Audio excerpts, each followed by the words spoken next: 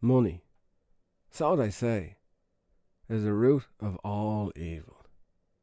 And that's something you hear a lot from all sorts of people, including myself, when they want to sound deep or thoughtful, insightful. But we all know that can't be true. Not completely, anyway. Evil was alive and well long before the fabrication of currency. There's always going to be violence, excessive or no. There always was, still is. Probably more so in recent times than there's been in a while, at least as far as westernised media is concerned. So let's have a little look at the word evil.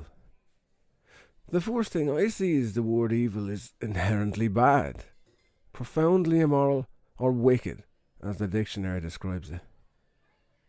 Then isn't it funny, or interesting even, right, that the same terrible word, spelled backwards, is live? And what's also interesting is that it depends on whose side you're on. Your point of view. If something is deemed moral or immoral, bad or good, evil or live. So let me ask you, is exchanging me and my kin for jammy donuts and, quite frankly, exceptionally mediocre tea moral or immoral on your scale, your highness? Oh, here we go again, mutters Jim. It's just an article. Will you give me shite about it? Whispers Jim, attempting to be quiet under his breath. Well, it's poppycock, is it not? I mean, you're there trying to look like you know what you're reading about. All high and mighty. What would you do without us, James? There would be no tea or confectionery for you otherwise. You're fooling nobody but yourself, and that sort of carry-on impresses no one, my lad. Especially not that cashier you keep eyeing. So subtly, I might add. I just thought it was interesting, right? I'm not trying to look or sound like anything.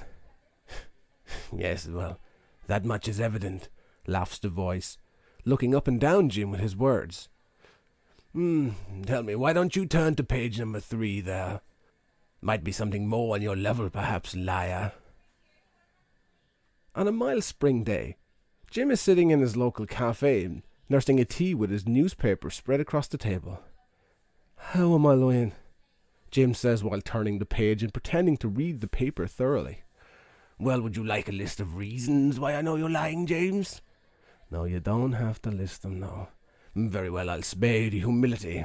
It's no need, man. Just drop it, yeah? Jim says while turning his pages randomly.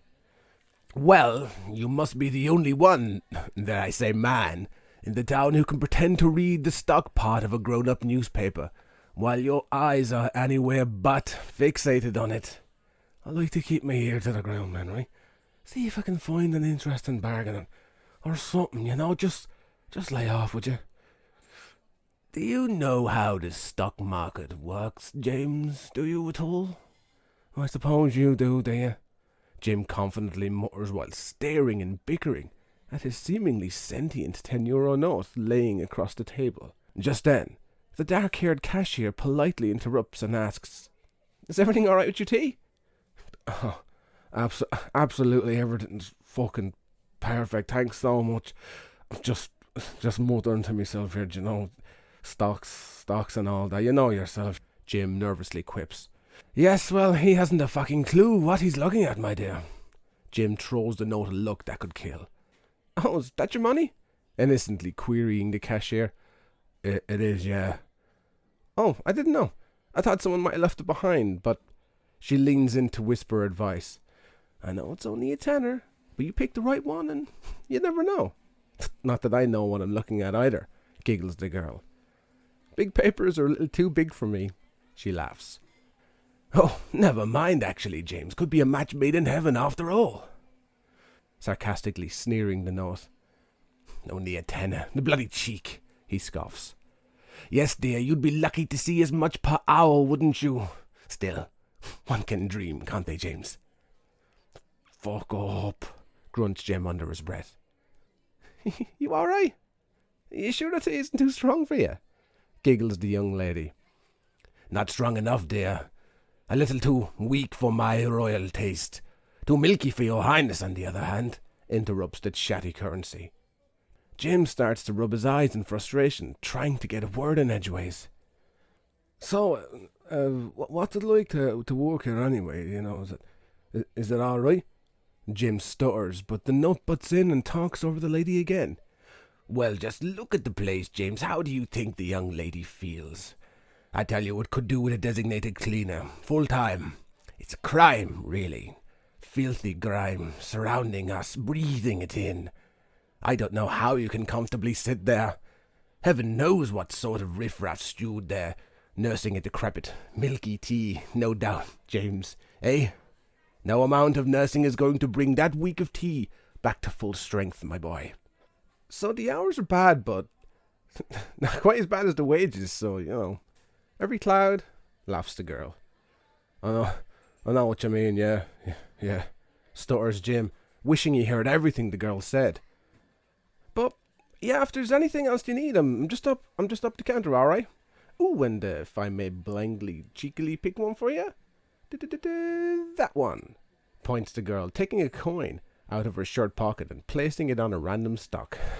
I'm in on that now. Surely worth a drink at least when you're rolling in it. She laughs as she walks off, eyes lingering at Jim for a tad longer than strangers would normally. Johnson & Johnson. The uppity tenor eyeing the stock the cosy cashier coined. Doesn't the items give you cancer, I've heard? Poor girl. No wonder she's potless, James. Not the sharpest knife in the proverbial kitchen. Oh, literal, in this case, I suppose, eh? Jim stares at the smarmy moolah.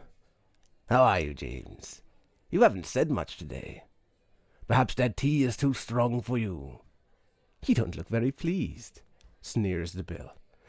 Jim stares at the note, numb for a moment, lost in thought.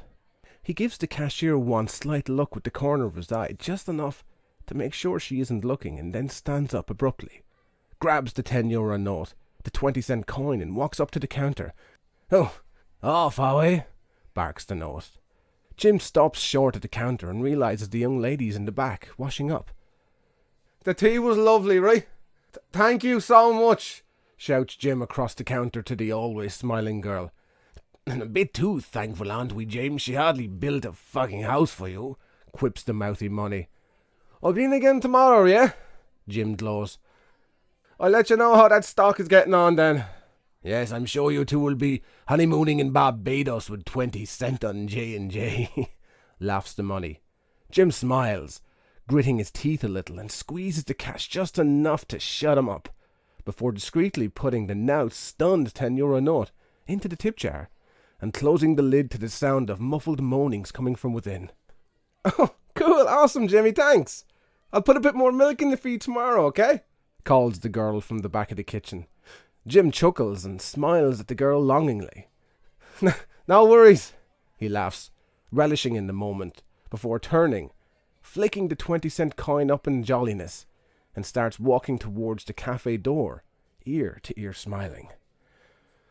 I'm telling you, you might not be the root of all evil, money, but you sure as shy can be some pain in the bollocks, Jim mutters while smiling and shaking his head as the cafe doors close behind him with a satisfying ding. See you tomorrow.